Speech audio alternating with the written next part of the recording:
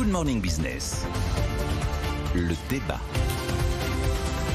Oui, il y a 4 ans, Nicolas Dos, c'était un mariage en trégo entre Essilor et Luxottica. Aujourd'hui, l'absorption du français par l'italien y manifeste. Alors, on réagit comment? On est content? On pleure? Pleurer, ça sert à rien. Non, je suis pas content. Je sais ce que Jean-Marc va dire. Que le siège soit à Milan ou à Charenton, que le patron s'appelle Hubert Sagnières, même s'il est parti là depuis quelques mois, ou alors qu'il s'appelle Francesco Milleri, qui est le bras droit et l'homme lige du fondateur de Luxottica, Del Vecchio, on s'en fout. Le principal, c'est qu'on puisse acheter des lunettes quand on a besoin de lunettes. Hein, et qu'on a un groupe mondial qui vaut 60 milliards en bourse, c'est bien aussi. Je veux acheter des lunettes, j'achète des lunettes. Ouais. Hein, se fabriquer là, peu importe, j'achète. Non, mais moi, je trouve pas, j'arrive pas à voir les choses comme ça. Je pense que c'est un fiasco sur toute la ligne. D'abord, ça confirme que les fusions entre égaux, ça dit que ça ne fonctionne jamais. Vous prenez toutes les soi-disant fusions entre égaux qui ont été présentées depuis la naissance d'Airbus, qui était un peu particulier. Hein. C'était d'abord des réunions de plusieurs États et de plusieurs entreprises au sein d'un groupe d'intérêt économique. Elles ont toutes échoué. Dernière en date, c'est carrément Holcim qui a rayé le nom de Lafarge. De Lafarge, ouais. Le nom de Lafarge n'existe plus. À la limite, quand un nom disparaît, c'est pas forcément dramatique. C'est vrai que Promodes s'appelle Carrefour aujourd'hui, si vous voulez. Ça ne choque personne. Aventis s'appelle Sanofi. Mais là, la bascule géographique, le centre de gravité de l'ensemble de l'entreprise, qui est une très belle entreprise, c'est vrai, qui bascule du côté italien, je considère que ça n'est pas une bonne nouvelle et que ça n'est pas anodin.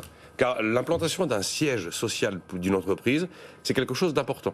Ça veut dire que mécaniquement et automatiquement, les choix stratégiques de demain vont être faits avec une lecture italienne dans l'intérêt d'abord du côté italien et plus forcément dans l'intérêt français. Après, l'implantation d'un siège social sur un territoire, ça a une dimension fiscale qui n'est pas négligeable. L'implantation d'un siège social sur un territoire, c'est un élément essentiel de l'attractivité de ce territoire. Et lorsque le siège s'en va, l'attractivité du territoire en souffre. Et je considère que le départ d'un siège social, beaucoup plus que la disparition d'un nom ou la délocalisation d'une usine, c'est quand même le signal d'un appauvrissement. Alors c'est pas encore fait, mais c'est vrai que dans les résolutions d'AG, il y a des résolutions d'AG sans demander la veut basculer le siège de Charenton à Milan. Et d'ailleurs, les salariés ont fait grève à ce sujet-là il y a maintenant 3 jours. Et puis, dernier élément quand même où je considère que c'est un fiasco sur toute la ligne et qu'on peut pas le balayer d'un revers de main, c'est que cette fusion entre égaux, évidemment, on savait dès le début que ça n'allait pas se passer comme ça, puisque le holding familial italien détient 32% du capital. Alors, il y avait un pacte d'actionnaires... Mais qui durait 3 ou 4 ans. Qui durait jusqu'en 2021. Ah, c'est ça. Et le pacte expire. Et après l'Assemblée Générale, il y a un nouveau conseil d'administration, ce qui veut dire qu'en fait, Luxottica aura pris le contrôle d'Essilor, mais sans en payer la prime. Parce que l'astuce des fusions présentées à 50-50, c'est que ce sont des fusions où vous ne payez pas de prime d'acquisition. Pour ces 3 raisons, bascule du centre de gravité du côté italien, perte de l'implantation d'un siège social et acquisition sans en payer la prime, je considère que c'est un fiasco et que ça n'est pas anodin. Accusé, la parole est à vous. Oui, moi je considère que c'est totalement anodin, voilà. C'est un non-événement. Écoutez, comme l'a dit Nicolas au tout début, quand vous achetez une paire de lunettes, vous ne cherchez pas à savoir quel est le nom du propriétaire. Non, mais ça, c'est le point de vue du consommateur. Oui, mais du point de vue de l'intérêt de l'industrie française. Le point de vue de l'intérêt de l'industrie française, quand Nicolas nous dit le siège social va déménager, mais il y a beaucoup d'entreprises françaises dont le siège social a déménagé, et pour des raisons fiscales. Si on veut attirer des sièges sociaux, il faut avoir une fiscalité qui les attire. On parle d'attractivité. Si on veut que les entreprises soient véritablement en France, les dirigeants de la nouvelle entité, si on leur dit vous paierez 2 fois moins cher en restant à Charenton qu'en allant à Milan, je peux vous dire qu'ils resteront à Charenton. Donc c'est pas un enjeu qui est un enjeu de nationalisme et de cocorico. C'est un enjeu purement de bon sens et de capacité qu'a un pays à attirer les entreprises par... On peut quand même relever que dans cette affaire, manifestement, Hubert Sagnières n'a pas vraiment défendu l'intérêt de son groupe, plutôt les siens, non? Enfin, en tout cas, les Italiens ont été beaucoup plus malins. Que les Italiens étaient malins, mais si l'inverse avait eu lieu, vous auriez dit c'est une bonne nouvelle, on était plus malins que les Italiens. Italiens, il ne faut pas sous-estimer les Italiens. Non, mais on ne les sous-estime pas.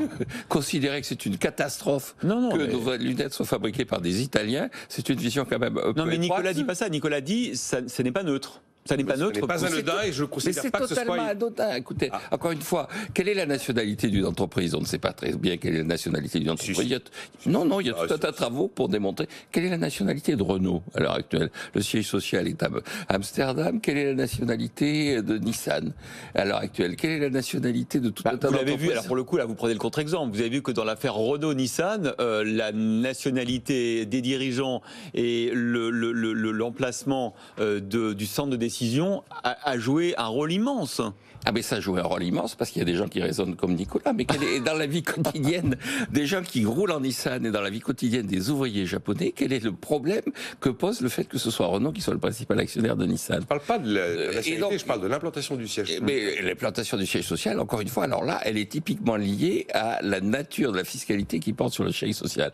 Le véritable enjeu, effectivement, pour l'entreprise, c'est sa capacité à se développer. Il y a un excellent livre qui a été fait par son ancien responsable, son ancien PDG, Xavier Fontanet, qui a expliqué comment, effectivement, il avait absorbé un certain nombre d'entreprises qui n'étaient ni italiennes ni françaises et qui avaient assuré le développement de son entreprise. Après, c'est la vie normale des entreprises. Bon, On en parlera un autre jour, évidemment. Mais c'est vachement intéressant. En tout cas, Ray-Ban, Oakley et Armani ont pris le contrôle des verres correcteurs. Et on est d'accord. Ah, mais clairement. Bon,